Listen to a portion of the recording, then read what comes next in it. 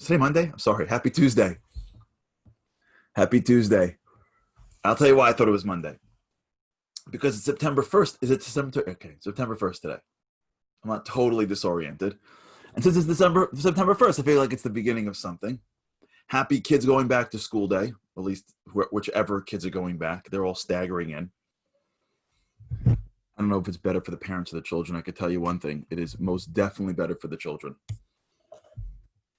Kids need kids. That's for sure. So if you're living in a place where the kids are back to school and may everyone be healthy, safe, and well, thank God extra that you're in an environment where the kids get to go and be with other children. Great opportunity for a new month. Even though it's in the secular calendar, it's still an opportunity for us to sort of take a step back and think. Every new month brings in new beginnings. This is an opportunity for us now as we move into the fall to really get serious about taking our lives to the next level and growing a little bit better every single day. Well, these past few days, we've been really delving into the idea of negative thoughts. This came out of a story I heard over the weekend, but a rabbi someone threw eggs at him and was able to go above it, not get drawn into it. I want to talk today about this idea of negative thoughts and how we bring negative thoughts on that aren't even real. Right? There's a famous quote by Mark Twain. Andy's going to get the quote correct, so I'll just, I'll get it as close as humanly possible. And for those that are on Zoom or Facebook, you'll get the real quote.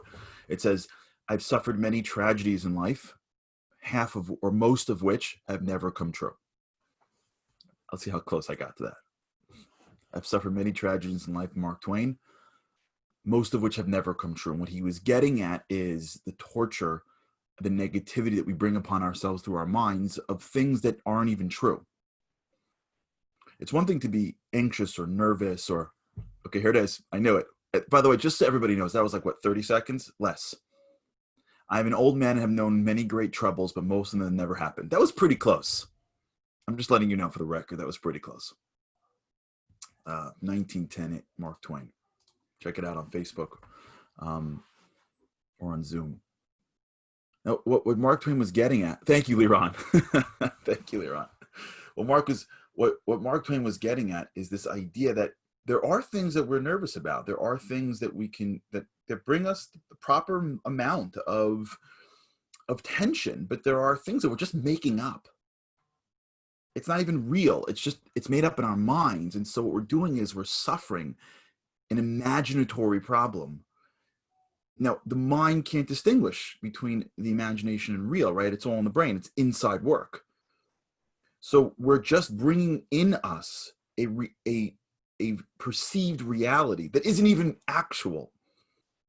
Yesterday, we spoke about how in order to be able to be always in a state of empowerment, you have to disconnect the circumstance with the experience, right? The experience is something that's thoughtful, something that comes in my mind. I experience things based on how I feel about them. The circumstances is external, and we have to separate them and not allow external circumstances to impact my feeling. But let's go even further.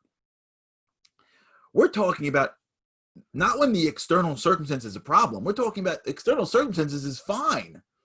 We're just making stuff up in our heads. We're just creating stuff, living an internal negative experience that never really happened. We're living in negative fantasy land. So how does this happen for? So let's break it down. Remember we spoke earlier about this concept that our minds are built to survive. So if your mind is built to survive, if you are given two equally stimulating concepts or circumstances, and one is negative and one is positive, you're going to incline towards the negative. Normal. You're normal. I'm normal. That's what you do. Nothing wrong with you if that happens to you, because your brain is built to survive. So if you have a choice between negative and positive, you can survive if you forgot the positive, but you can survive if you got the negative, right? If it's 50-50 and you opt with the negative and you're wrong, you still survive. If it's 50-50 and you opt with the positive and you're wrong, you don't survive, right? So your brain is almost inclined to negativity. Normal. You walk into a room, great job, great job, great job, great job, great job. That was terrible. You zero in on that was terrible.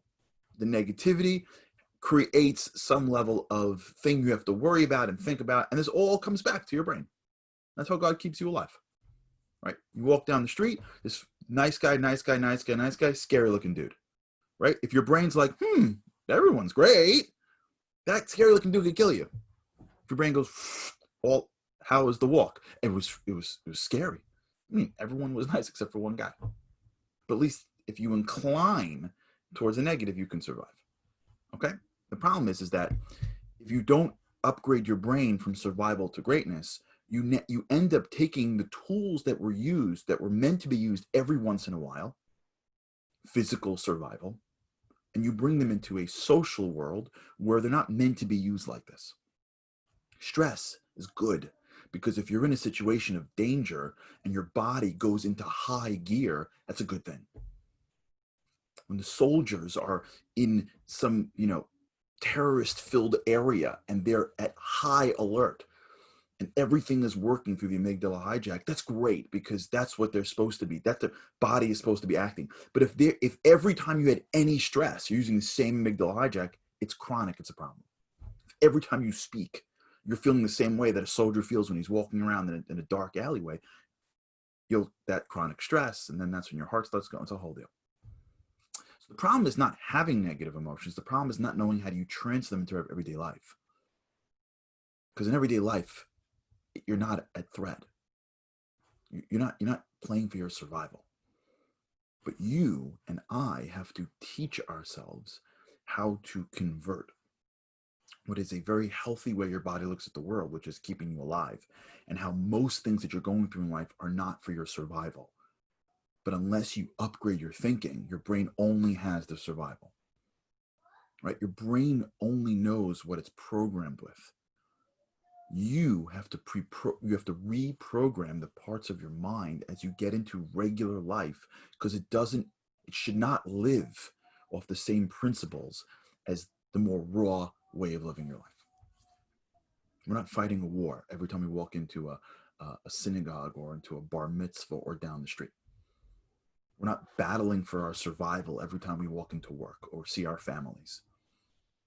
So if we don't work at this, when we go into life, we're using the wrong program to interpret the world around us. That's why we're so, in my opinion, that's why we are more prone to negativity, because that's level one, right? And a lot of people stay their whole lives on level one. I just got this email yesterday from somebody. Great guy who listens to the show. I'm not saying great guy because he listens to the show. Great guy, period. He listens to the show, period. He says that right now we're entering into the time of the high holidays for those that are in this season with me. And a lot of people step up now in their religious practice because when they were little, someone taught them that if you don't, God's going to zap you. You don't really want to be doing it. The relationship with God is not really a strong relationship of love. It's really just fear. And the reason is, as I explained to him, was that when you're little, the kids don't have gray. It's black and white. So when you try to get them to grapple with the creator of the universe, you use very broad terms. So for a kid to understand that God is divine energy and he loves you always, and spirituality, this stuff's complicated. So they stay into these very sort of basic things where he's not here, so he must be up there and he's in control. And these basic concepts that kids learn, you're supposed to graduate at as you get to be an adult. But there are a lot of adults that still come to Rosh Hashanah Yom Kippur like they were 8 years old. They're just more sophisticated. They just have jobs and can say more words. But it's the same thing. I don't really want to be here, but I have to, because if I don't, God's going to zap me and not give me a good life. It's Amazon.God. It doesn't matter how old you are. In fact, based on what we've been learning, it gets harder as you get older because your life gets neuroplastic, gets stronger.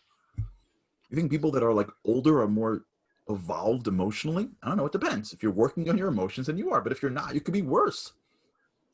You could be much worse when you're older in terms of your emotional immaturity than you can as a kid. It's possible, right? Because if you're having the same thoughts and you're children, adult, and those thoughts are now more firmly implanted in you. So just as kids, when you start your life and it's hard for you to distinguish between challenges, as you get older, it doesn't make it any easier unless we put in the work. Period. Greatness is a choice. Greatness is a new system. You have to download the system. They did this great research. This is interesting research. They did this great research on Mac users. I don't know if it was Mac users, on Dell users. I forgot which one it was, but they did great research where they wanted to identify causes or correlations between entrepreneurial success. And they did this interesting study on people with browsers that come on the computer or downloaded browsers. So if you use Chrome, I don't know how it is now, but especially if you're an Apple guy, I'm an Apple guy. So if I use Chrome on my Apple, I have to have downloaded that. Safari comes with it. I don't remember what Dell uses. It's been so long since I used a non-Apple, but I'm sure the non-Apple people can tell me like what's the basic Firefox. I don't remember. What's the MSN, like Internet Explorer. Thank you, Andy. Of course, Andy knows. Internet Explorer. I don't know what it is now, but I remember Internet Explorer. Now it's called Microsoft Edge. I don't know what that is, but yeah, Internet Explorer. And they did this incredible research that if you used the factory setting web browser, the level of success was lower than if you downloaded a browser. It doesn't apply to everybody. So if it's you, that doesn't apply to you. But that big, who cares what browser you use to determine the success of your venture? And the answer is that when a person downloads a browser, what he or she is saying is, I just want better. I'm willing to upgrade. I'm willing to put in the effort for something more versus I'll take what they give me. It's a question of your ability to push back against authority. That's how it works with your brain. There are people that are just like, this is who I am. This is who I am. This is who I am. I was always like this. And you know what they do? They go back to like kids. I remember when I was 6 years old and everyone was playing in the playground and I just couldn't get on the slide. I've always been like this. Got it. Like, that's called life. Yeah. You had, Internet Explorer as a kid. But guess what? You can download Chrome. It's hard. But you gotta. We're not upgrading our way of seeing the world constantly. Like, what are we doing? We're allowing the way we see as children to determine our lives? How's that an excuse? This is who I am. That's how you are. God put you in this world and said, this is who you are for the rest of your life. When is that not? When did that happen? We have a program that doesn't work. It worked as a kid. Yeah. Upgrade. And one of the greatest upgrades is the recognition that when I look out into the world, I used to be more inclined to see the negative. And if I don't teach myself how to distinguish that and know where negative is appropriate in danger and where it's mostly inappropriate in most of life, I'm always going to feel negative thoughts. And I'm not going to control it. And I'm not going to know how to control it. I'm not going to control it because I don't even know where I'm playing, what game I'm playing. So let me give you one critical game that we can start talking about right now. Other people. Remember, everything we're doing comes from a schema. We are, in many ways, like I said, more prone to seeing the negative, not only in other people, but in ourselves. We're more prone to be harder on ourselves. I believe the studies show that women are more prone than men. I remember that correctly. I believe that women are harder on themselves than men are harder on themselves. But still, we are a little bit more sensitive and more defensive of ourselves. Now that manifests with regards to other people. When we see other people, it is easy for us to assume that what they're doing or saying or not saying is more negative to us than is actually the case. So you walk into a room and someone's whispering in the corner, it is easier for you to assume that they're talking about you than not. Unless you're supremely self-confident, which most people are not. If someone gives you a snide remark, it's easier for you to assume that something wrong with you than something wrong with them. What? If somebody doesn't call you back, there's a If someone doesn't call you back, that's a live reaction. If someone doesn't call you back, it is easier for you to assume that they're upset or that they are rejecting you than they just got busy. When you look out to the interpersonal relationships that you have, a lot of the negativity that comes into our minds is based on a perceived rejection or disappointment with us from people that may or may not be thinking that, or may or may not be thinking that at the level that you think they're thinking that. So a lot of how we relate to the world is almost in defense of something that was either made up or exaggerated. This happens all the time. Someone comes down the steps and mom is this way or kid is this way, and like it begins.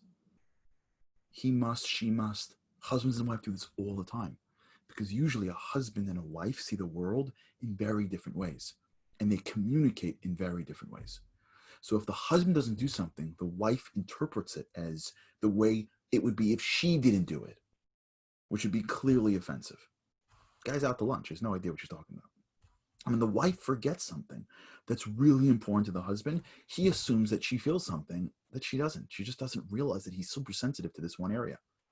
When you walk into a room and someone says something, and the person's like, how could you say that? They don't realize that you're sensitive about something that they're not sensitive about. Everyone has a different schema. Everyone has a different background. Everyone has a different life. So what this person is sensitive to are things that the other person, even if they know, can't possibly be as sensitive to that. They didn't grow up in that house. They weren't dealing with this thing, right? I remember one time we were talking to people about law school. I'll never forget, and we were having a conversation about law school, and someone made a line about families and they were talking about how hard it is to get into a law school because they have all these different things, and one of the things that law schools have is they favor legacy. I remember the guy got so offended. What are you talking about? I'm like, what are you defending Columbia? Like, what's wrong with you? Like, what are you on the admissions committee? And later did I realize that his older brother and uncle went to Columbia. And it dawned on me that like when we're sitting around hawking, that he took it as it was like a jab to him, like he didn't belong there. So here's the rule that I try to live with, and I want you to think about today. If you see somebody that's upset with you, that's insensitive to you, if they don't articulate it clearly, assume it's not there. If someone's mad at you and they don't say I'm upset with you, assume they're not mad at you. If someone thinks that you don't belong somewhere, if they don't articulate, I think you don't belong somewhere, just assume they don't think that. If the people around you want to share with you a criticism, they don't have the guts or the ability to articulate it in words, then assume that they don't think it. Because the chances of them thinking it the way that you think they're thinking it is probably very low. And the amount of time that you will gain in positive emotions by assuming that everyone in the world is happy with you unless they articulate it. Now, it's different to try to get better. Forget that. We'll talk about it another time about striving to be greatness. Let's talk about just the negative piece of this. If someone doesn't call you back, if they're rejecting you, until they say we're rejecting you, don't assume that they're rejecting you. The rule is that if you're mad at me, or you're upset with what I did, or you have a problem with something that I'm doing, or you don't like something about me, if you don't have the guts and the ability to articulate it to me directly, then it's not worth me guessing. And as you walk into a room, remind yourself a million times, why assume that? If it's a problem, they'll say something. If I'm sitting around a room and someone doesn't have the guts to say, I believe kids that don't get into this, why assume that they're thinking that? If someone doesn't call me back or that person doesn't deliver for me, unless they say it in an articulate way that they think something is right or wrong, or I'm this or I'm that, unless it comes out in a very clear way, my assumption that it's coming out is actually more dangerous than whether or not every once in a while they think that. Since I don't know what they're thinking, I need to rely on something real to hold on to, like words. It's too difficult for me to go into the world of assumptions. It's too challenging for me to be able to assume that because you have an innuendo, or you're not smiling enough, or you don't return my call quick enough, or you do this. It's just too much for me to assume that you had it pre-programmed against me. So I have to start now. This is going to take a long time, but I don't know. What if we worked on it all year? Guess what? If we worked on this all year and in a year from now we had this perfect, it'd be amazing. We have to begin to tell ourselves a million times, I'm not assuming this. If there's a problem, they need to articulate it. If there's a problem, someone needs to articulate it. We'll get to being good to other people, which is a whole nother game. I know people will be like, what if you don't? How would you know? We'll get there. But let's bifurcate and let's handle it in chunks. This chunk, the rabbi not reacting to the eggs, comes from the work that we do every day that says, I'm not assuming. I can't. I don't have the ability to assume. I don't have the strength. Honestly, I don't have the investment. I can't invest in assumptions as to what's in your head. If you don't have the ability to say it, I'm not going to assume it. I'm end with this. We'll talk about this more tomorrow. I can't tell you how many non-fights I have avoided in my life. I can't even tell you. I walk into a room, if someone's upset, I didn't call them back quick enough, or I did something wrong, whatever it is. I can't tell you. I'm like, I'm not assuming they're upset at me. I can't walk into a room and assume that someone is, I just can't. I can't. I'm me. I'm here. You have a problem? Pick up the phone and call me. We'll talk it through. If you can't do that, how you doing? Just the freedom to not have to read someone's mind is like liberating. I'm giving you the freedom, who am I, to be able to live in this world without having to read everybody's mind. If they want to understand you, they want you to have them talk it out. But to sit around and assume that everyone's thinking things that we don't know they are, it just allows us to experience negativity in a way that never happened before. Allow that freedom to come in and raise the bar to everything around you. I'm here. Either you say it or I assume the best. That begins the process of starting this work that we're going to do now, which is getting rid of imaginary negativity. Okay, we'll continue this. Thanks so much. All right, Liron's last point is critical for those who are going to be watching on Zoom. All right, everybody. Thanks so much for being on today. Have an incredible day. Try putting some of this into practice. And with God's help, I cannot wait to see you again tomorrow. Have a great day.